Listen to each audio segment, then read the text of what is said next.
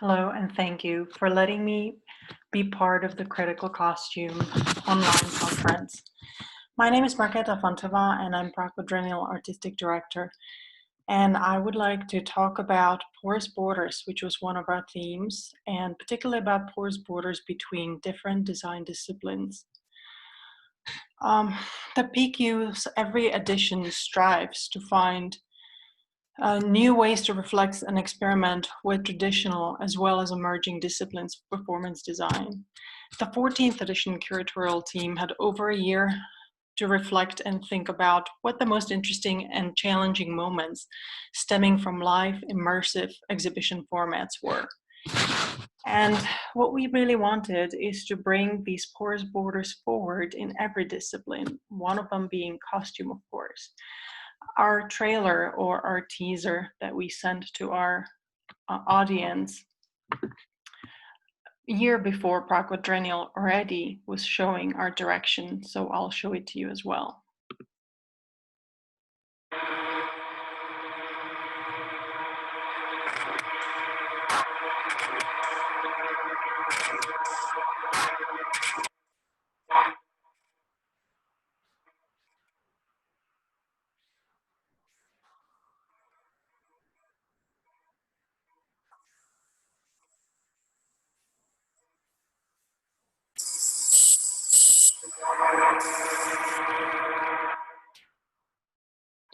So here you could see that we were really interested in blurring the boundaries between different disciplines, because even here in our teaser done by Theater Hardinu in collaboration with them, we already showed that the costume can be a moving object, source of light, a movement of the body can trigger sound. So by this, we were trying to tease our viewers and inspire them to show us similar projects, or at least encourage this kind of approach. So this PQ in 2019 put main emphasis on teamwork and featured design collectives, studios, theater, and dance companies.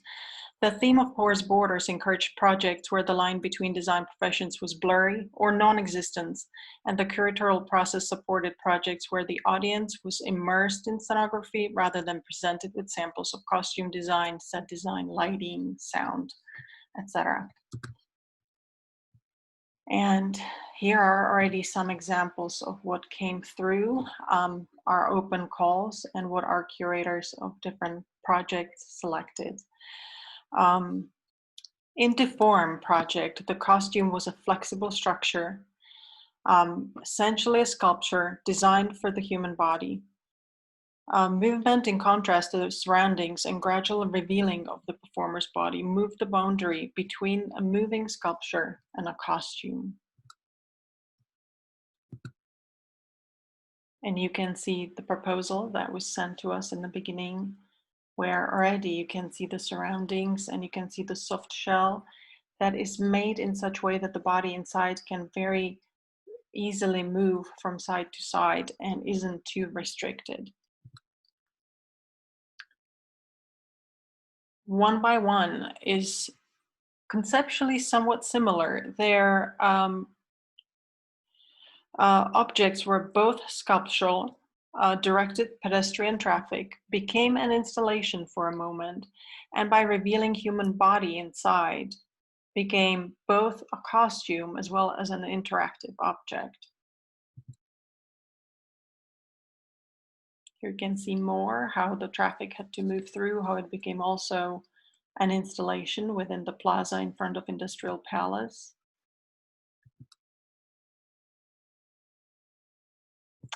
And this is an interesting project because we're in an era where new media and science professions are becoming an important part of performance design creative work. Many traditional production models are expanding and changing to make space for professionals bringing in new skills and new approaches, as it is in this case of mirroring.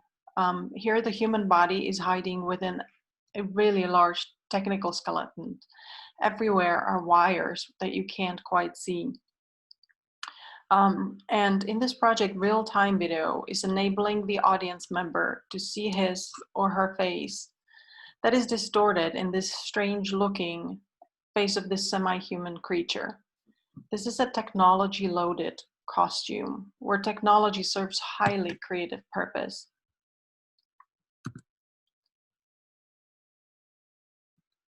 And here you can see a detail of the face of the audience while you see the figure behind hiding within the structure or the skeleton. And this is a meeting of two costumes, essentially, one from the exhibition and the strange creatures. There were two of these moving through the space of the central hall as well as outside spaces, but had to be connected to electricity at all times. In contrast to this really highly technically developed costume, or shall we say object, moving object, this very simple technique offering similarly surprising moments is what this project was called a night walk, and Sam Trubridge enclosed himself inside an inflated garbage bag ball and slowly traveled across the whole exhibition grounds. It was a very long durational performance that must have been very, very hard on the performer because the temperatures were also very high and he was inside essentially a black ball. Nevertheless, again, this is blurring the boundaries because what are we talking about here? Is it a costume? Is it an object? Is it a moving object? Or is it a sculpture? Is it something that is in contrast, or is it communicating also with the audience? Which it was. And here you can see him emerge, really sweaty out of that black ball. Another project that is somewhat similar in nature, human bodies covered in shapes, was working very much with the surroundings and the environment of Stromovka Park. The group that created this piece, Morphomen Human Archetypes, spent quite a bit of time to find a specific part of the park where their sculptural layout would work the best. So it was very much about sculptural choreography, and the human body wasn't quite revealed. So are we again talking about a costume or a sculpture? It is more of a sculptural project in this case. And talking about changing shapes, these inflated costumes that were part of Performance Tangled was a very playful way of turning a costume also into a source of light, and blurred the boundary between the lighting and the costume.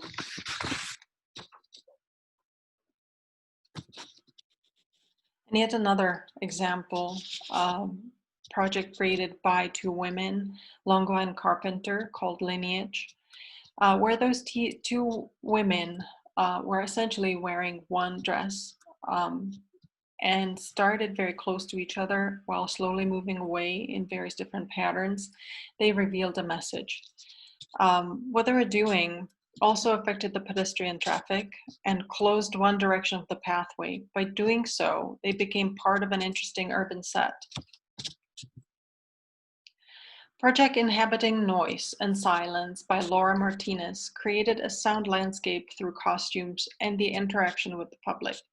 Bring the element of sound through costume into focus. So here we have, again, blurring the boundary between the sound and costume. And the costume itself, or rather the two costumes themselves, were aesthetically really, really beautiful and very well made.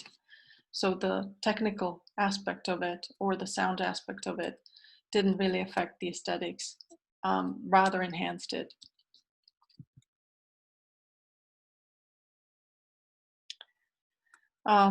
Costume design was part of every project in all exhibitions and in all sections. This effort of us trying to really push for having everything connected resulted in many examples where the costume can also be seen as a sound device, set lighting source, singular object, or a sculpture. Some projects featured costumes made for extreme use or for the disruption of various public spaces.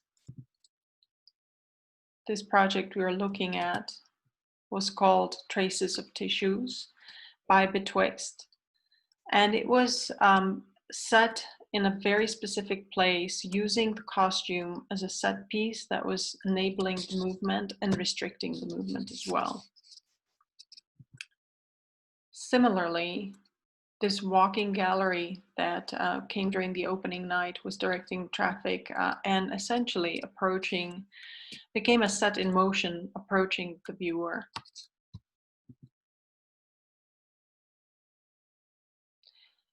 Choreographer Jordan Fuchs worked with the body and costume moving from visual tableaus, symbolic objects, traffic directing formations, to a straightforward dance costume. So here was a connection of many different functions in one piece, done quite knowledgeably and with that kind of idea in mind.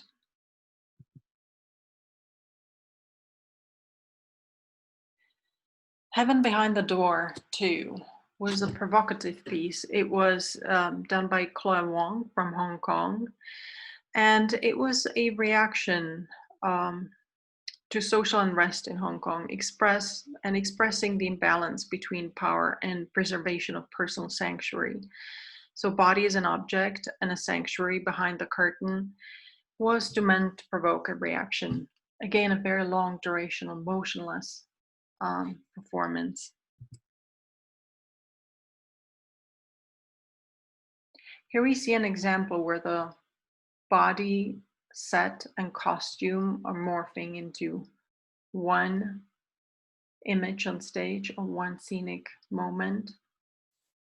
This was part of PQ Studio Festival. That was a student-run festival and also featuring student work called Baksatak.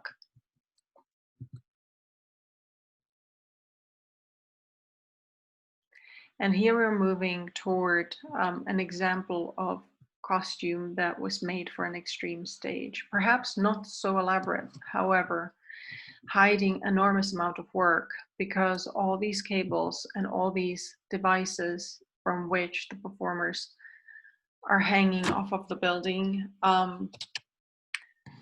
on those, their life depends on them. So the costumes are essentially hiding life-depending devices, and a lot of thought had to be given to it. So here is an example of absolutely seamless collaboration where everyone had to work hand in hand because the performers' lives depended on it.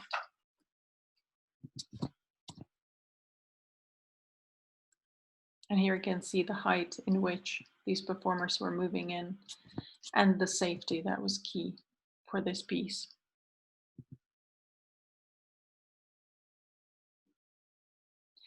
I believe this piece is shown within this conference also by its author. Pieces Caminado project were costumes that were definitely meant to disrupt and be as a contrast to everyday life and its surroundings. While this other piece in Central Hall of the Industrial Palace did just the opposite. Here the costumes of the strangers were supposed to absolutely blend into the background, and they were supposed to blend with the actual exhibition of best publications.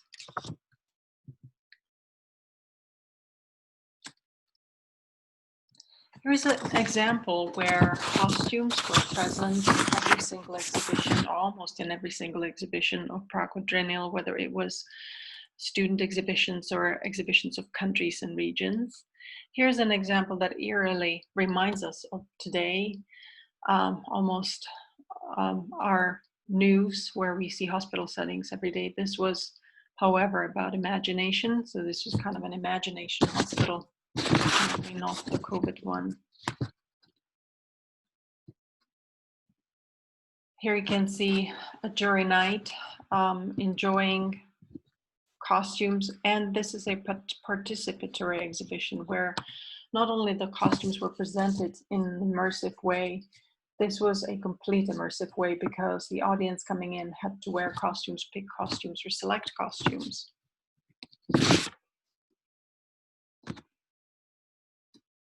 Australian exhibition was showing various different costuming in a way, in a theatrical way, in an enclosed box, and walked the viewer through full change of a body and costume. So here you can see costumes showing behind something that would be almost like a shop window.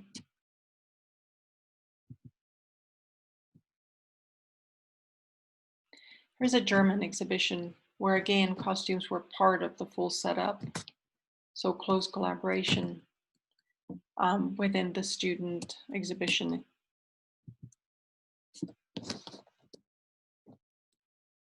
And of course, the Brazilian exhibit, filled with performances, showed this particular body and, shall we say, costume in a way that is reflecting political situation, and definitely political undertones are coming through this. And here's another example where the audience coming into an exhibition is wearing something that could be considered a costume. However, it is a gateway to the actual exhibition because it is hiding a VR set that the audience puts on, and that's the way how you can actually view the depth of the full exhibition. So audience members became bees, but also entered a different world through that gateway.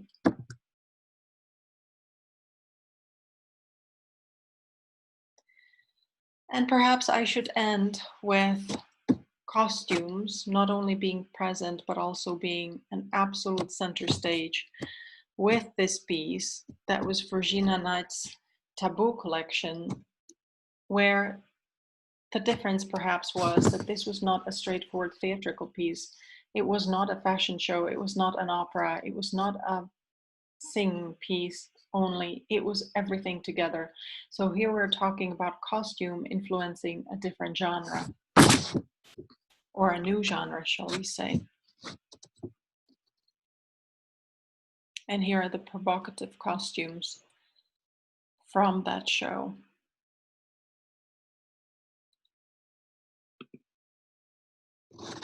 And so what I would like to do here is I would like to, through this presentation, also seek an open discussion where the wider professional and theoretical basis can help us, through feedback, shape new curatorial methods that are taking the borderless collaborative models, which expand new costume design methods into account.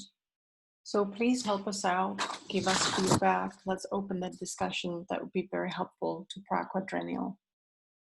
And thank you.